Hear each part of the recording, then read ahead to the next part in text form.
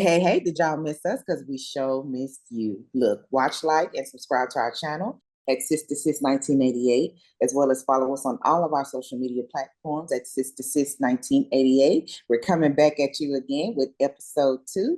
But before we get into it, I'm Jamie. I'm Latoya. And I'm Calandra.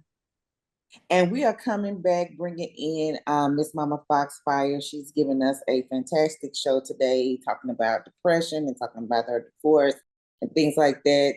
So, Mama Fox, I'm going to continue with my questions, and the next questions can still speaking about the divorce. When did you realize it's over? And do you feel like maybe you probably should have left sooner? It's kind of a question a lot of women, get asked all the time during that time. But for you, when did that happen? Yeah, so I heavily contemplated divorce in 2015, and a big part of me wishes that I had left then. But I wound up finally saying, like, that's it, I'm done in late 2018. And that was when my ex, I found out that he had additional affairs since 2015. And it's definitely something that I wish I had. I wish I had left sooner, but I'm glad that I did leave when I did, because he wound up leaving. I finally got him out of the house in December of 2019, and 2020 rolled around, and I am so thankful. I do not know that I would have survived if he had still been in the house during COVID, quite honestly. And so of course, I wish I had left sooner. I wish I had filed sooner. It took me some time to come up with a safety plan. It took me some time to make sure that I had everything in a row that I was going to need to protect myself when I did file, and to get him out of the house and everything. So it took a lot of time. I'm glad I did take the time that I took to do it the way that it needed to be done, for my own safety, for the safety of the kids. But of course, I wish I had left sooner. Of course I do. I said, I don't regret getting into the relationship, because I did get my beautiful, beautiful youngest child out of it. But I wish I'd left way sooner than I had. Yeah. So for you, when you realized it was over, it was just when you found out about the second set of whatever that was that he had going on. Yep. Now for you, when you say like your safety, I guess what he did, like most men, like, okay, I've been caught, I've done wrong, but so what? Stay right here. That's kind of what's his attitude. Oh yeah. His attitude was very much so. The first time I found out that he'd had affairs, like I said, was in 2015. And he very much had a lot of manipulation tactics, or he was like, well, you can't leave, who's going to want you? You're this washed up, essentially old lady. Y'all, I'm not even 40. Like, come on. And so he was like, essentially you're past your prime. No one's going to want you. You can't have any more kids. I'd had a hysterectomy by then. You can't have any more kids. There's no value in you anymore. And, you're fat, you're ugly, all these things. And he really had already drilled that into me to begin with before I found out about his affairs. And he really doubled down after. And he would go back and forth between that and, I'm so sorry that I did this. It'll never happen again. I'll do anything to make sure that it doesn't happen again. I'll do anything to earn your trust back, all this stuff. And really the manipulation was so intense. And looking back, I'm like, how did I not understand that was just pure manipulation? But you don't realize it in the moment. That's why it works. We're all guilty. We're all guilty. So yeah. And then the second time when I found out, so I don't think he ever stopped having affairs. I didn't find out about them. And once I did the second time, I was like, you know what? That's it. And I let him say all the same things, but internally I was like, I'm done. I'm checking out. I'm going to do what I need to do. I worked with my therapist and I said, hey, I need a plan. I need to work this out. I need to get out. I need to get myself out. I need to get my kids out. I need to do it as safely as possible. I need as much protection as I can get financially to make sure that I am not just totally gutted, which I wound up giving a lot up out of the divorce just to get it done. I was like, you know what? Fine. Have this, have that, have this, have that. Let's be done. But yeah, he was very much trying to say he was sorry, and his actions did not say that he was sorry at all. But it's hard to see that in the moment. Right, true. Like I said, we're all guilty. So when all of that was done, what did you learn? I mean, I definitely learned that you have to build yourself up. You have to have that confidence in yourself. You have to have your own self identity. You have to make sure that you are confident and strong, and you have all these things in your mind that you're like, this is me. Not this is like, this is us over here, but also this is me over here. And that you know where your values are, that you are making sure that you are doing what you want to do based on those values and not based on someone else's values or someone else's opinion. Beautiful, beautiful. I know you've mentioned therapy a couple of times in this episode and then also in the previous episode as well. Is that something that you have continued to seek, is therapy? Do you still continue to seek therapy? So I'm not actively in therapy right now. I do a couple of check-ins a year with my therapist and just say like, here's how everything's going. You know, do you think that is there, based on this session, do you think we need to meet again sooner, or are we good? Like, I feel like I'm good. Do you feel like I'm good? But no, I went to therapy for a long time. Even after COVID, I did virtual, on Zoom therapy. That was a beautiful thing that they started allowing and insurance to cover. Was wonderful. And it still is a thing. You can just do therapy over Zoom. You can do it on your phone now, which is a great thing. But yeah, I still do a couple check-ins, but I'm not in like, weekly or monthly or anything like that. Okay, okay. I just asked just because actually I myself personally, I do attend therapy. Nothing is wrong, honestly. I don't consider myself depressed or anything like that, but life is hard. I think we all can It agree is. to that, you know? And so sometimes I think it's healthy to have an outlet that's not your friend, that's not your family, where you Yes. go and be totally 100% transparent.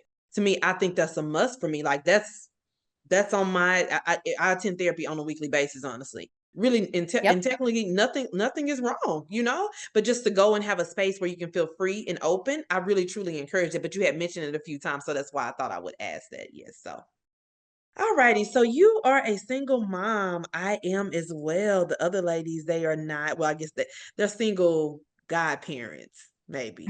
I think so. They're the godparents. Both of them are to my son. I have a 17-year-old. I know you have a 17-year-old as well. So those stages are interesting. We have graduated about 2 months ago, so we're figuring it Oh out. my We're gosh. figuring life out. So, has your baby graduated already? Nope, he's going into his senior year, and he Yeah. loves to Okay. Yeah. remind me that this is his senior year. Oh yeah. My son, he tells me, I'm grown." I'm like, "No, you're not. When you get 18, then you're grown." But it is Even then, come on.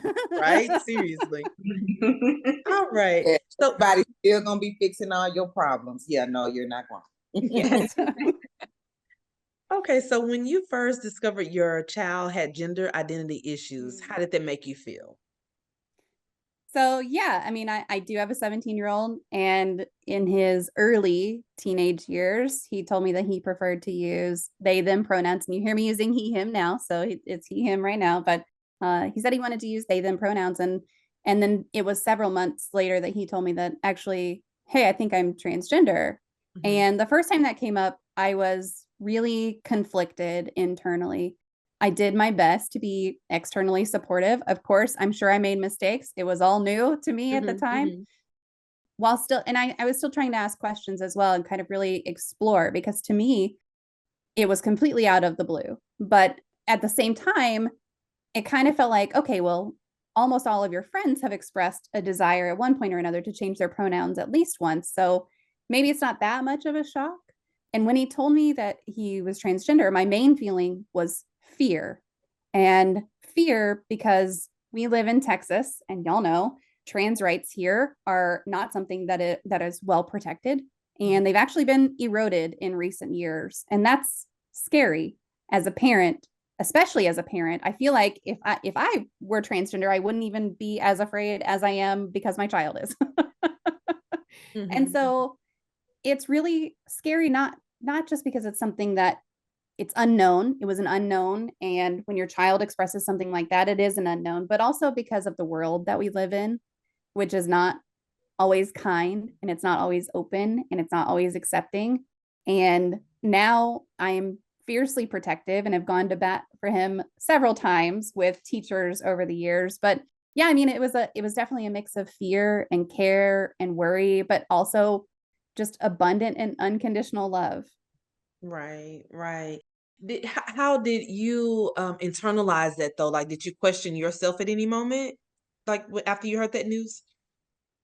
I mean, it was more just kind of questioning, are you sure this is something you want to kind of go down?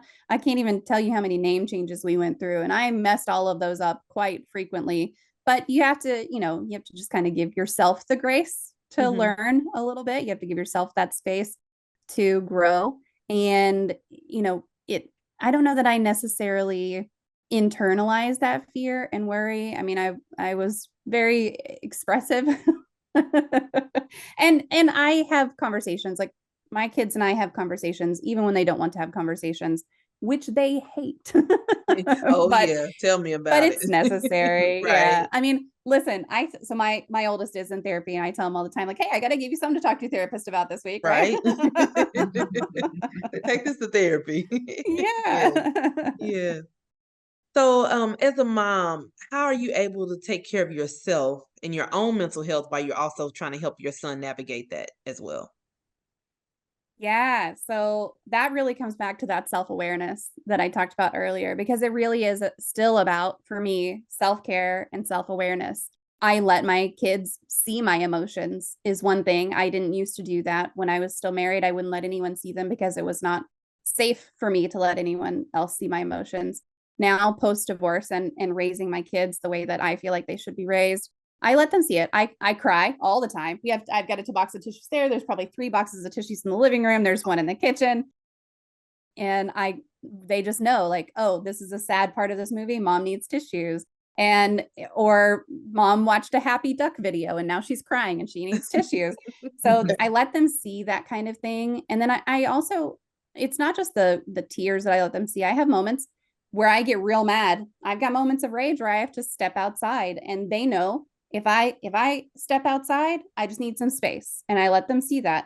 And I have low energy days sometimes, and they know if I say we're ordering pizza, that's that. Don't argue. We're ordering, like, that's just what it is. Go with it. But I always talk to them about it. If I'm sad and crying versus happy and crying, once I'm done, I make it clear, like, hey, what I was sad about is this. And here's why I was sad about it. And remind them that it's okay to be sad. It's Yeah. okay to feel that sadness. It's not something that you need to try to get rid of. If you need to express it, express it. If you need to repress it until you're somewhere where it's safe to express, that's fine. The Not the other day, at the end of the school year, I was at my 10-year-old's little, like, end of the year party. They do Mhm. their awards and everything. And he got really sad when he went to hug his teacher goodbye. And he was crying, and his teacher gave him a tissue. And I was talking to his teacher, and he's like, he's just such an emotional and wonderful child.